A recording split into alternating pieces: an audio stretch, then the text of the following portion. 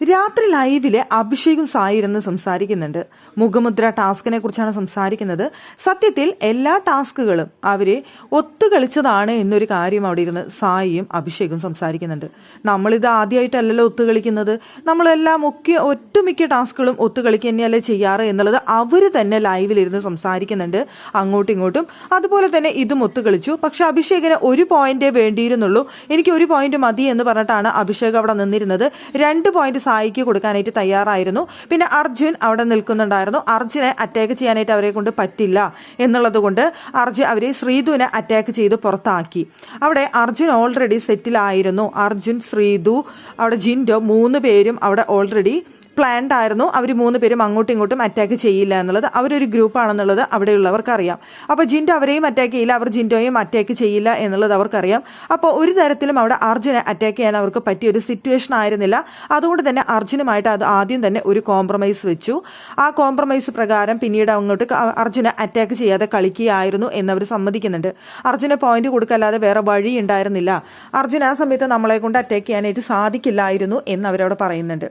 എന്നിട്ട് പിന്നെ ഇവർക്ക് അങ്ങോട്ട് ജിൻഡോ കയറി അറ്റാക്ക് ചെയ്തതിന് ശേഷം മാത്രമാണ് അഭിഷേക് 2 പോയിന്റ് വേണമെന്ന് വാശി പിടിച്ചത് എന്ന് അഭിഷേക് പറയുന്നുണ്ട്. എനിക്ക് 1 പോയിന്റിന്റെ ആവശ്യകത ഉണ്ടായിരുന്നുള്ളൂ, പിന്നെ അയാൾ അത് കാണിച്ചതുകൊണ്ട് എനിക്ക് വാശിയായി, അതുകൊണ്ടാണ് എനിക്ക് 2 വേണമെന്ന് ഞാൻ പറഞ്ഞത് എന്ന് അവിടെ പറയുന്നുണ്ട്.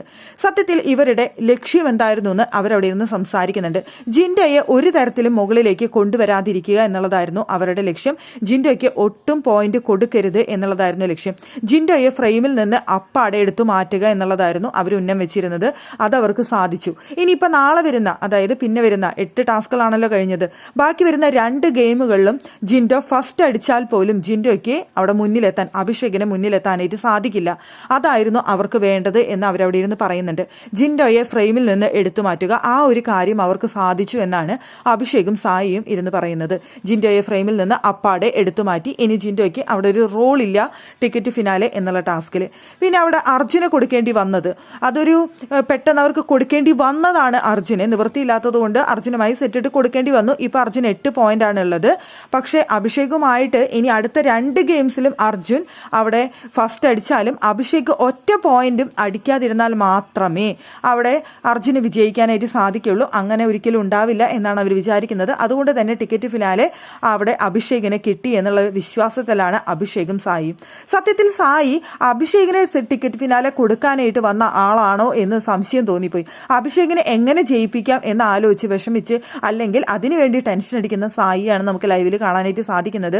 അവിടെ അഭിഷേകുമായിട്ട് ഇരുന്ന് സംസാരിക്കുന്നുണ്ട്. നിനക്ക് എങ്ങനെയെങ്കിലും അത് നേടിത്തരണം എന്നുള്ളതായിരുന്നു എൻ്റെ ലക്ഷ്യം. പിന്നെ എന്തായാലും നിന്റെ ഒപ്പം എനിക്ക് എത്തിപ്പിടിക്കാനായിട്ട് പറ്റില്ല, അപ്പോൾ പിന്നെ ഞാൻ മാറിത്തരാം, അർജുൻ അത് കിട്ടിക്കോട്ടെ എന്ന് വിചാരിച്ചു. പക്ഷെ എങ്ങനെ പോയാലും അർജുൻ വിജയിക്കില്ല എന്നുള്ളത് ഉറപ്പാണ്.